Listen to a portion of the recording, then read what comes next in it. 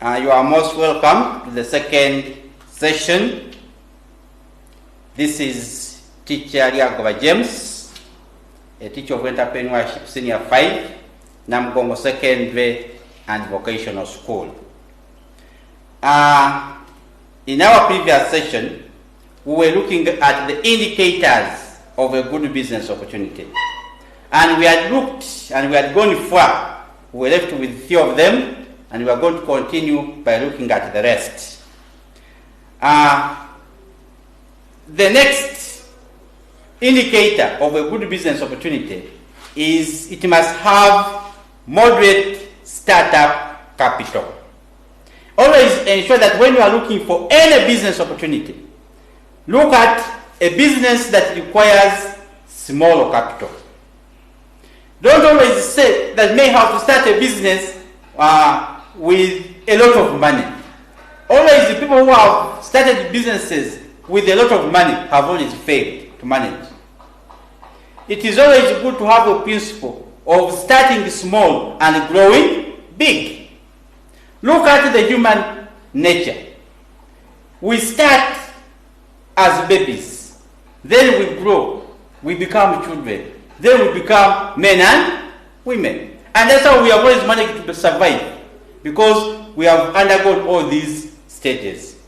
Likewise, even in business, you have to make it the same way. You have to grow it the same way. The business must grow with you. It must start small, then it goes to a medium size, then to a large size.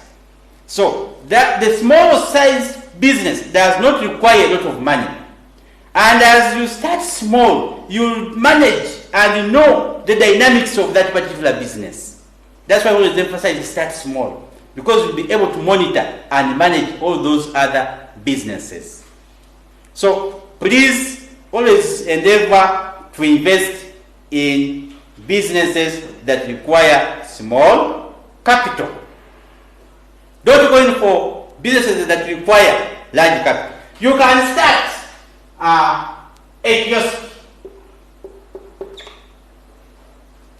You can start a kiosk, which may require possibly 500,000. You can become a hawker. That one may require 200,000. Hawking maybe clothes, hawking breads, and so on. You can become a wheelbarrow pusher. That may require you, maybe possibly around 50,000 shillings. Tomatoes, onions, and so on, such that you will know the dynamics of that particular business. Then you grow with it, and later you become a big person. Then you must always start a business that has the potential to grow. Never start a business that does not have the potential to grow. There are businesses that you start, and even people laugh at you because there is no potential to develop, to grow. So there are many businesses that have got the potential to grow. You can start a food business. However small it may be, people will come and support you. And with the time as you start, you can start with what they call Toninja. From there you go to a restaurant, and from a restaurant you can construct a hotel. That's what we are saying. Start small with the Toninja. From Toninja to a restaurant to a hotel. So you must always climb the ladders going upward, not downward. Those are the businesses we are talking about. But there are people who may start businesses that are really stagnant. You begin hawking possibly safety pins. There are not people who are suffering from jiggers. Now, can such a business grow? People will associate you with the jiggers, and they may say, we don't want to associate with such a person because he's telling us to associate with jiggers. Now, why should you go in for such a business? So always endeavor to look at businesses that have the potential to grow. You also grow with them automatically. There must be reasonable entry. Always start a business that has reasonable entry. Easy to enter and easy to exit. There must be that flexibility for you to enter the business, If you see that it is not doing well, you can take it to another business. Don't always get stuck to a particular business. No. If you find that today you started a pancake business and you have not received any customer, maybe because you are not lacking knowledge of how to make a pancake, they are full of dust, soil, drop that business and go for another business. Because the moment you don't go for another business, you are likely to become a problem in that business. There are people who have started businesses and they are becoming problems within their business. So always go to a business where there is ease of entry and ease of exit, where the market is good. There are businesses you start and you wonder whether you really get a customer or not. For example, if you started a motorbike business in Karamoja, you'll be making your life very difficult for nothing. Because people in Karamoja stay in bushes with their animals. There is no, at any one time, they will come on the road and ride motorcycles. So you'll be dooming yourself for no good reason.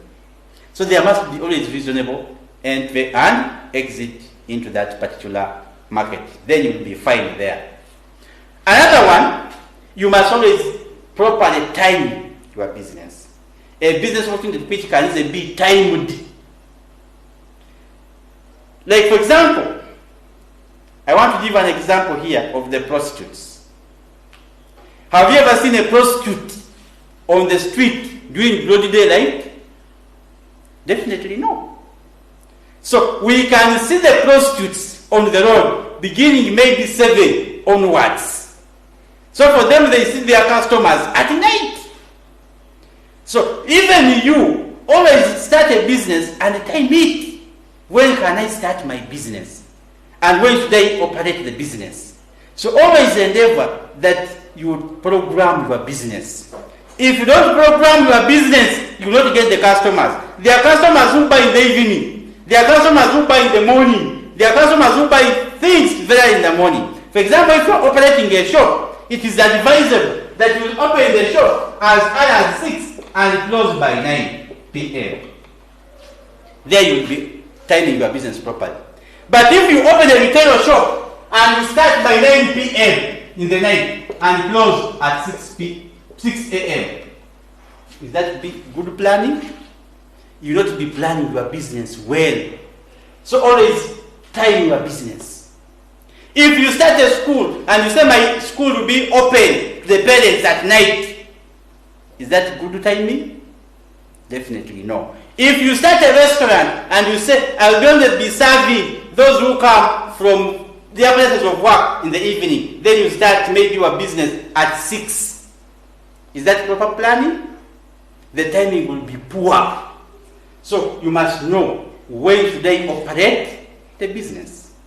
If you don't know, then you are heading for doom. So make sure that you program your business properly. I want us to go ahead and look at the types of business opportunities. We have so many types of business opportunities that we can undertake as young entrepreneurs. The common types of businesses that we can undertake locally here are of 2 types. One, we can start a retail business. Retail meaning that you can sell things in small quantities to the customers.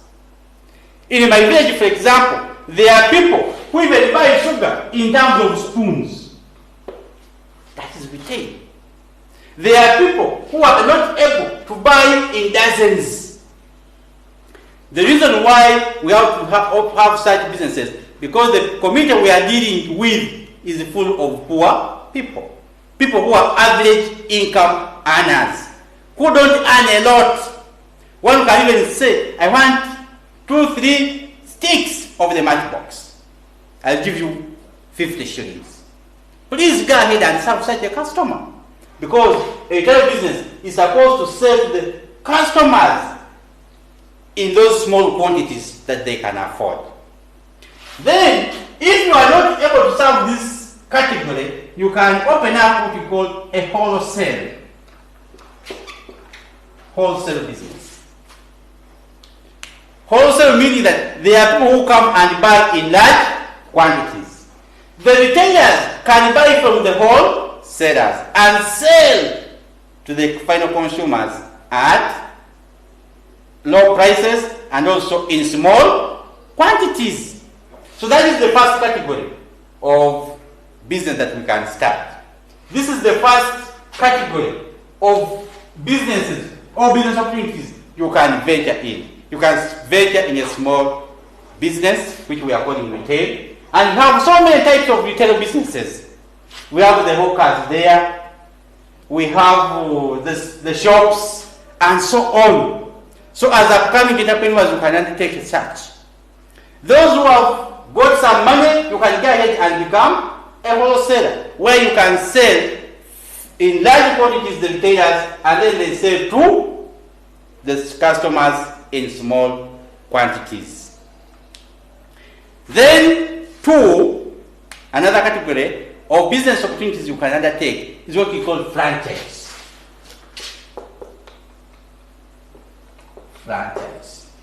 Now, franchise is a technical term where you can go to those who are big. For example, we can go to a company in Japan. Then you come and become an agent. You will sell the products on their behalf and you get commission. For example, Mukwano Industries. You may not be able to set up an industry as an individual. You are a person from Kamalamayi. You are a small farmer in Kamori, a small farmer in Ruka, very deep in the village. But there are people who want the products of Mukwano. You can go and partner with the Mukwano Industries. They supply you the goods, then you sell, and you pay Mukwano a certain amount of money, which we call the franchise fee. Because you are selling them on their behalf, they can charge you something for supplying you and maybe giving you transport and so on. Then you sell on their behalf. You give them their money, then they give you the goods. You sell, you take the money. You sell, you take the money. That's what we call franchise. It is a technical term you need to know. Another category, we can look at what we call product or service business. When we talk about product, there are two things here we need to understand. There are products that you can see with your naked eyes. Things which you can see with your naked eyes. Those are products. Then we have what we call service. Service. Those are things which you cannot see with your naked eyes. For example, salon services. You cannot see that somebody is giving you a service. Look at banking services. You cannot see somebody is giving you a service there, but you enjoy. Look at transport. It is also a service. Look at medical. It is also a service. Somebody has treated you, then you get better. It is a service. Those are what you call service businesses. Look at entertainment, where you go and dance your heads off. All of these are service businesses. So it is upon you as an upcoming entrepreneur to determine which type of business you want to undertake. Either you take product service, where you can go and sell things which people can see, TVs, mattresses, and so on, or you can undertake what we call a service business, like providing transport, medical services, like what I'm doing right now. Teaching is a service, but you cannot see and touch what I'm doing right now. That is a service type of business. That is category number 3. Then we have what we call storefront and non-storefront. Storefront, those are things which you can parade in a business, in a shop. Then those are which you cannot parade are known as front store. And here we can look at Jumia. Is offering what we call non-front store. They are carrying out what we call e-commerce, e-business. They are doing business online and they are selling things. Look at the data you buy and watch things and you enjoy social media. Those are non-front businesses. Storefront, you put in a room and people come and see.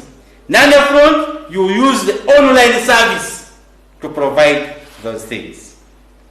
So, these are the categories of business opportunities that we can undertake as young entrepreneurs. You can choose from those 5 categories: either retail, franchise, product, storefront, and so on and so forth. I want to thank you for listening to me. I'm Lyagaba James, a teacher of entrepreneurship, Namugongo Secondary and Vocational School. Like I said at the beginning, please endeavor to subscribe and you watch and see us as we educate the nation. Thank you very much. Thank you. Thank you.